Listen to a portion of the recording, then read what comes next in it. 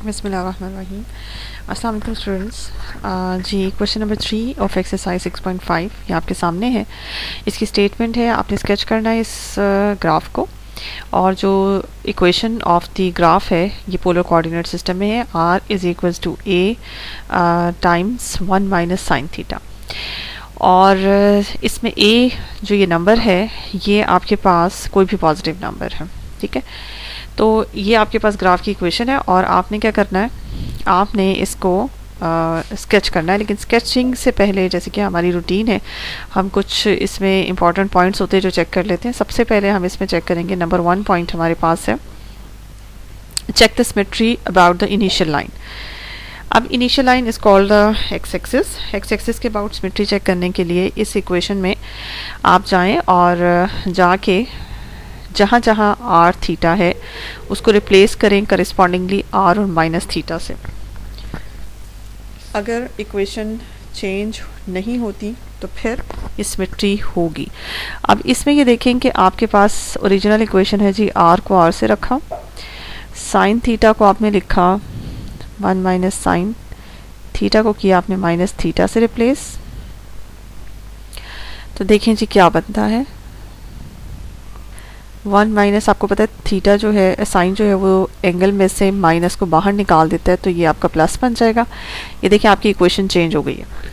अब आपकी इक्वेशन चूँकि चेंज हो गई तो इस वजह से हम ये कहेंगे this graph is not symmetric about the initial line, यानी कि एक्स एक्सिस के अबाउट सिमेट्रिक नहीं है। नेक्स्ट सेकेंड स्टेप है हमारा, सेकेंड स्टेप में हमारे पास है कि आपने वाई एक्सिस के अबाउट सिमेट्री चेक करना है। इसके लिए आपने आर थीटा को रिप्लेस करना है माइनस आर माइनस थीटा से। जी आर को माइनस आर से और थीटा को माइनस थीटा से रिप्लेस करें। ये बन जाता है जी 1 प्लस साइन थीटा, और यहाँ माइनस आ रही रहता है। अब इस माइनस को ख़त्म करने के लिए अगर आप राइट हैंड साइड पे माइनस को मल्टीप्लाई भी कर देते हैं तो ये आपके पास माइनस टाइम्स ए 1 प्लस साइन थीटा होता है, जो कि आपकी ओरिजिनल इक्वेशन वापस नहीं आई, क्योंकि ओरिजिनल इक्वेशन में 1 माइनस साइन थीटा है। तो ये minus times 1 plus sine theta, अगर माइनस से मल्टीप्लाई करेंगे तो ये दोनों माइनस हो जाएंगे, ये भी माइनस और ये भी माइनस हो जाएगा, तो आपकी ओरिजिनल इक्वेशन वापस नहीं आती है। इसलिए हम ये कहेंगे, अच्छा इस स्टेज पे हम बज़ाहिर ये लगता है कि जैसे कि ये सिमेट्री अबाउट वाई एक्सिस नहीं है, लेकिन इसमें मैंने आपको जैसे कि बिल्कुल स्टार्ट में जब इंट्रोडक्शन दिया था तो मैंने आपको तब भी बताया था कि आपको मोस्ट ऑफ द टाइम ये दो ऑप्शंस क्यों दिए होते हैं। पहला ऑप्शन है कि आप आर थीटा को रिप्लेस करें माइनस आर माइनस थीटा से। अगर इससे काम ना चले, ठीक है, अगर इससे काम ना चले तो मोस्ट ऑफ द टाइम एक रिप्लेसमेंट काम नहीं करती, तो इसके लिए फिर हम दूसरी रिप्लेसमेंट का सहारा लेते हैं, ठीक है। और वैसे भी मैंने आपको ये भी थोड़ा सा हिंट दिया हुआ है कि जब भी आपका ग्राफ जो इक्वेशन होती है, ग्राफ की इक्वेशन में अगर साइन थीटा आ रहा हो तो फिर याद रखिएगा कि वो ग्राफ हमेशा symmetry about the Y axis होता है। और यहाँ पे हमने चेक किया तो सिमेट्री अबाउट वाई एक्सिस नहीं आ रहा। तो इस तरह की ये चीज़ें, हर चीज़ आपको क्लियर होनी चाहिए, पता होना चाहिए। ब्लाइंडली हम यहाँ पे नहीं करेंगे कि यहाँ पे नो लिख के आगे चले जाएं। तो चूंकि मुझे पता है कि जिस कर्व की इक्वेशन में साइन इन्वॉल्व होता है वो symmetry about the Y axis होती है, इसलिए हम एक दफ़ा इसको इस रिप्लेसमेंट से और के बाद जो है, यानी कि आर को आर ही रहने दें और थीटा को पाई माइनस थीटा से रिप्लेस करें।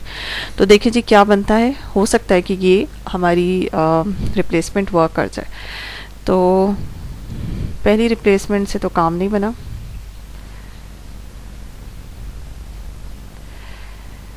दूसरी रिप्लेसमेंट करते हैं, आर को आर ही रहने देते हैं और थीटा को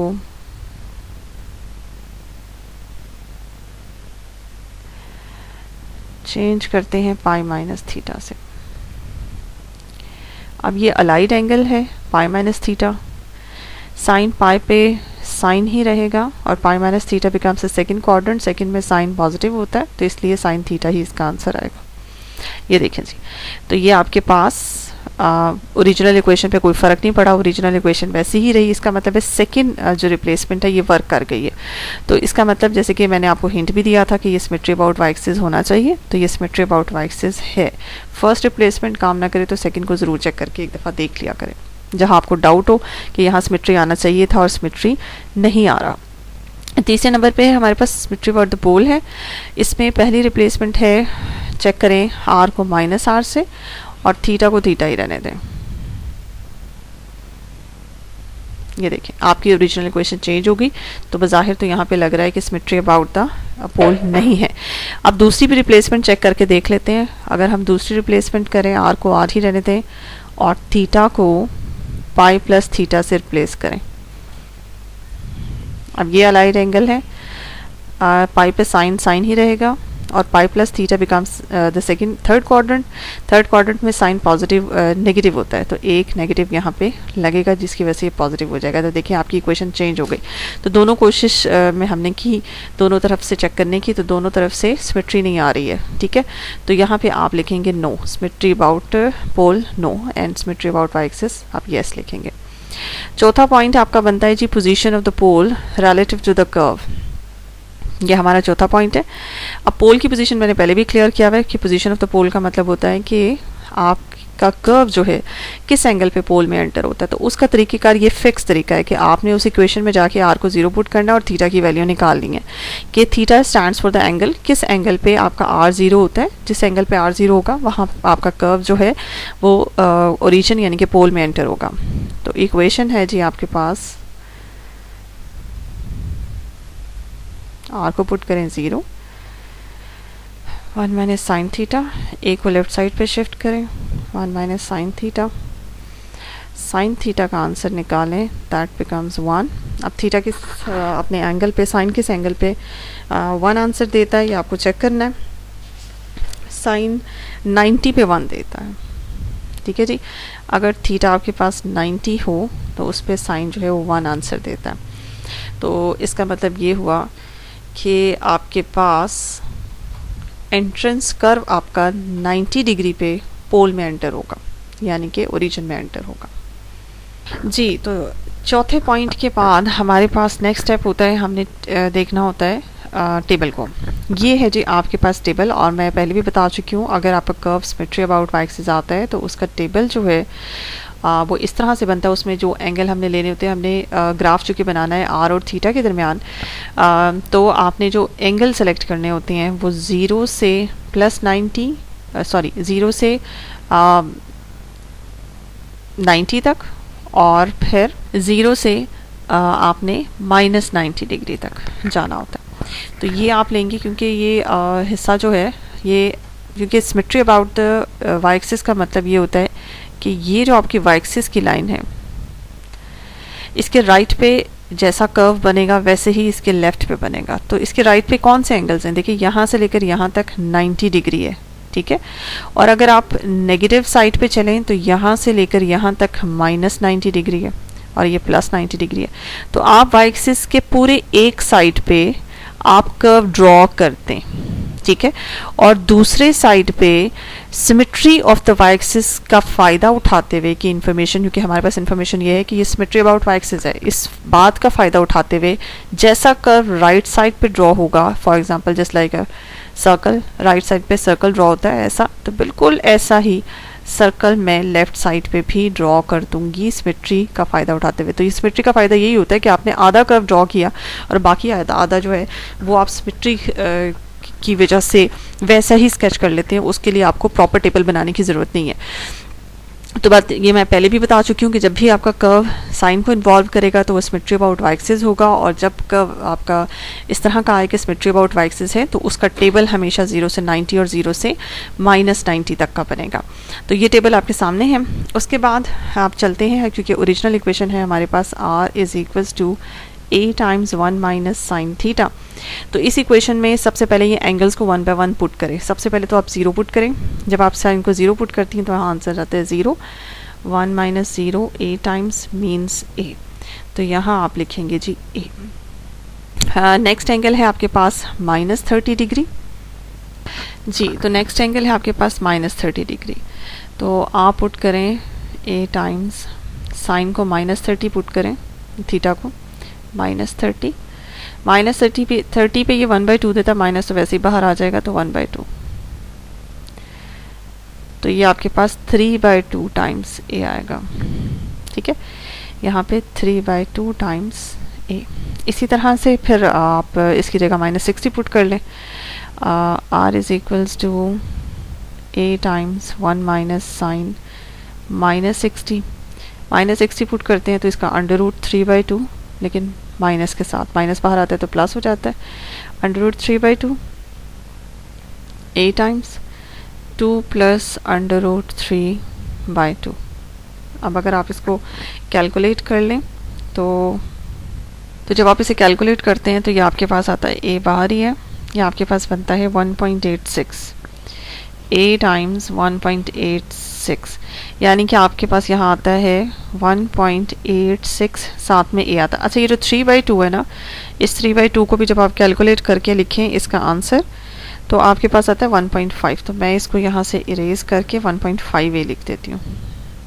ठीक है, ये आपके पास आता है 1.5 a। उसके बाद -90 है। अब मैं डायरेक्ट इसमें पुट करूँ, अगर -90 यहीं पे पुट कर देती हूँ। माइनस है तो वो माइनस बाहर आके प्लस हो जाएगा और साइन 91 होता है, तो ये आपके पास 2a आएगा। ठीक है, यहाँ पे आपके पास आएगा 2a। अब इधर चलते हैं जी 30 पे। यहाँ आपने -30 पुट किया था, यहाँ +30 पुट करें तो 1 - 1/2 आएगा। तो दिस बिकम्स हाफ a, यानी कि 0.5a। यहाँ आएगा 0.5a। और यहाँ पे क्या आता है, 60 + 60 पुट करें तो आपके पास आता है 1 माइनस साइन √3/2 a और 2 माइनस √3/2 टाइम्स a। और अगर आप इसे कैलकुलेट करते हैं तो 2 माइनस √3/2 का आंसर आता है 0.13। ठीक है जी, तो मैं यहाँ लिखने लगी हूँ 0.13 और a, साथ में a तो आपको पता चल रहा है। और यहाँ पे +90 आपके पास अगर है तो आपने क्या करना है, अगर आप यहाँ पुट करते हैं तो r is equals to a times 1 minus sine 90 होता है जी 1 माइनस 1 बिकम्स 0। तो r जो है वो +90 पे 0 दे रहा है। ठीक है जी, यहाँ r की वैल्यू 0, जैसे कि आपको पता है कि 90 पे +90 के एंगल पे हमने वैसे भी चेक किया, एंट्रेंस इन पोल होती है हमारे कर्व की। तो जब भी कर्व पोल में एंटर होगा तो डेफिनेटली r उस वक्त 0 जाएगा। ठीक है, 90 के एंगल की आर्म ऑफ द 90 एंगल पे आपका कर्व 0 पे ही रहता है, इसलिए उसका रेडियस जो है, ये आर्म लेंथ की जो वैल्यू है वो 0 होती है। अब ये सब कुछ एक्स्ट्रा चीज़ें यहाँ से रिमूव करते हैं और चलते हैं स्केचिंग की तरफ। जी, तो ये है मैंने टेबल बनाया है। इस टेबल में देखें, सबसे पहला एंगल जो आपके पास आना है वो आप ये चेक करें। हमने सबसे पहले 0 डिग्री के ऊपर देखना है, जब हमारा एंगल जो है वो 0 है। और आपको पता है 0 डिग्री की जो लाइन होती है, अगर हम इसको ओरिजिन कहते हैं, ये हमारा या दूसरे लफ्ज़ों में इसको हम पोल कह देते हैं, ये हमारा पोल है। अब 0 डिग्री की जो लाइन है वो आपको पता है ये x एक्सिस की लाइन होती है 0 डिग्री की। इसके आर्म के ऊपर कितना आपने मूव करना है। अच्छा, यहाँ पे चूँकि हर वैल्यू में 2a, 1.86a, 1.5a, तो हर वैल्यू इस a का मल्टीपल है। और a के बारे में जैसे कि उसने आपके क्वेश्चन में बताया है, a एक पॉजिटिव नंबर है, कोई रियल नंबर होगा, पॉजिटिव होगा, ये नेगेटिव नहीं है। कम से कम ये इसके बारे में पता है। तो इसकी वैल्यू क्या है, देखिए इसकी एग्जैक्ट वैल्यू तो नहीं पता, लेकिन आप यहाँ पे कुछ ज्यूम कर लें, जस्ट लाइक 1 यूनिट इसको कंसिडर कर लें अपने जहन में कि a जो है कोई 1 यूनिट है।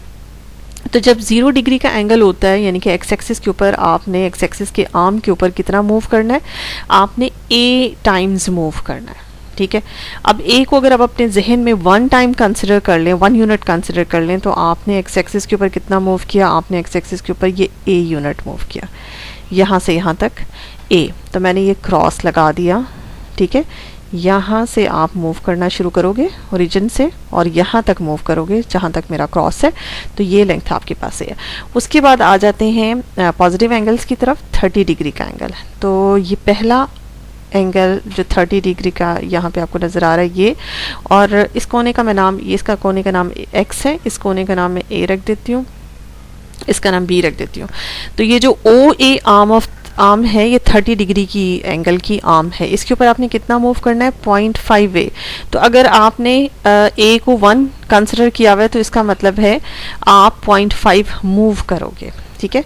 तो 0.5 शुड बी लेस देन 1। अगर आपने ए को 1 कंसिडर किया हुआ है तो उसका 0.5 जो है वो हाफ आपने कर दिया, तो आप थोड़ा इतना मूव करोगे, इतना, ठीक है, थोड़ा कम। उसके बाद तीसरे नंबर पे 60 डिग्री की लाइन है, उसके ऊपर 0.13 और कम मूव करोगे, 0.13, क्योंकि आप ए को यहाँ पे न्यूट्रली ले रहे हो, ए को 1 ले रहे हो, तो इसलिए ये न्यूट्रली है, ये जिसके साथ भी मल्टीप्लाई होगा, यानी कि आप हम मेजर फोकस जो है वो हमारा इस वैल्यू पे होगा, ठीक है। इसको हमने न्यूट्रली अपने ज़हन में कंसिडर किया हुआ है ए को।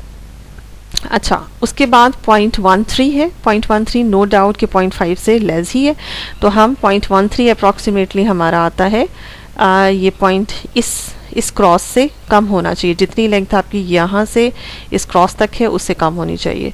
तो अप्रॉक्सीमेटली आपका आप यहाँ पे कंसिडर कर लो, ठीक है। अच्छा, उसके बाद आपने आना है 90 पे। 90 पे तो आपको वैसे ही पता है आर 90 की लाइन है जी, ये वाई एक्सिस की लाइन है और ये 90 की होती है। इसके आर्म के ऊपर आपने कितना मूव करना है, आपने मूव ही नहीं करना, आपने यहीं पे रहना है। तो 34 क्रॉस ये।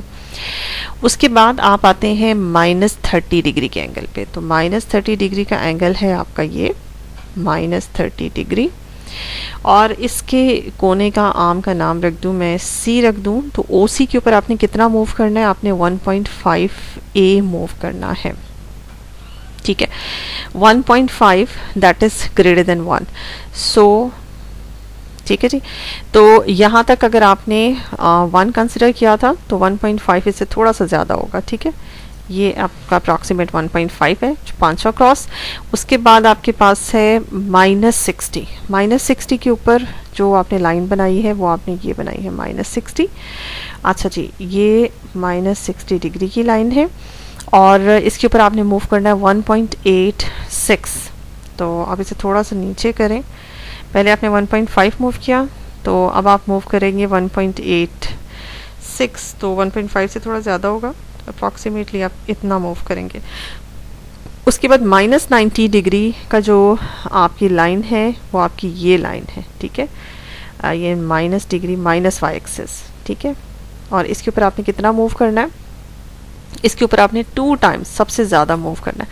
तो मैं इसको यहाँ से मिटाऊँ अगर, और इसको थोड़ा सा एक्सटेंड करते हैं इस लाइन को, और एक्सटेंड करते हुए इसको थोड़ा सा नीचे लेकर आते हैं, ठीक है। तो यहाँ पे आपने सबसे ज़्यादा मूव करना है, ठीक।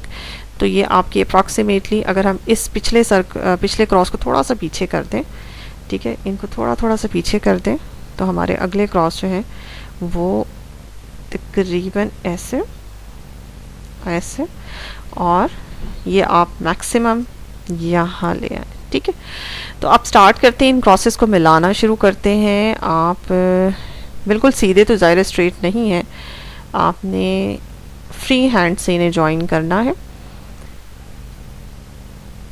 ठीक है। इस तरह से डॉट्स डालने और फिर बाद में इन डॉट्स को ज्वाइन कर लें, और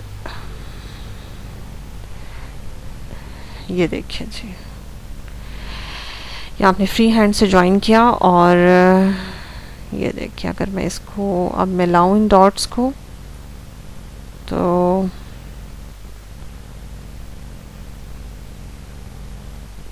आपके पास just like a heart type, कोई हाफ हार्ट टाइप ये शेप बनी है। अब ये आपका, मैं एक चीज़ यहाँ पे बता दूँ कि आपने बना तो लिया और बिल्कुल परफेक्टनेस के करीब ही है, ये आपका हाफ्स जो है शेप बनी है। अब यहाँ पे हम ये फैक्ट इस्तेमाल करेंगे कि ये सिमेट्री अबाउट वाई एक्सिस था, तो जैसे मैंने शुरू में बता दिया, जो भी शेप वाई एक्सिस के अबाउट सिमेट्री होती है वो वाई एक्सिस के राइट पे जैसी होती है वैसे लेफ्ट पे होगी। अब इसको देखते हुए ऐसा ही मैं अप्रॉक्सीमेटली लेफ्ट पे स्केच करने की कोशिश करती हूँ। चलो,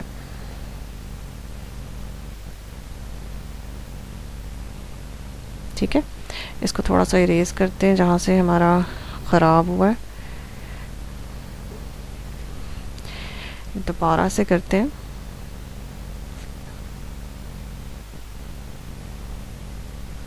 अप्रॉक्सीमेटली, क्योंकि आपके पास यहाँ पे मेरे पास एग्जैक्ट ग्राफ नहीं है। ये देखिए, तो आपने इस तरह से करना है, जैसे आपने राइट पे बनाया है, कोशिश करनी है कि एग्जैक्ट वैसे ही जैसे सिमेट्री होती है, ठीक है, वैसी ही एग्जैक्ट आप लेफ्ट पे बना दें, ठीक है। तो ये आपकी हार्ट शेप बनी, दिस इज कॉल्ड द कार्डायोड। अगर आप इसकी ऊपर भी देखते, जहाँ मैंने क्वेश्चन लिखी हुई थी वहाँ साइड पे मैंने लिखा हुआ था जी कार्डायोड। तो ये कार्डायोड हार्ट शेप होती है, और इसमें आपने देखा कि अगर साइन इन्वॉल्व होता है तो ये symmetry about the Y axis होता है, और ये आपके पोल से पास कर रहा है। तो होप्सो कि यहाँ पे आपको समझ आ गई होगी कि किस तरह से हमने स्केचिंग की और सिमेट्री चेक की। एंड इसकी प्रैक्टिस कीजिए, इंशाल्लाह नेक्स्ट लेक्चर में नेक्स्ट क्वेश्चन के ऊपर प्रैक्टिस करेंगे।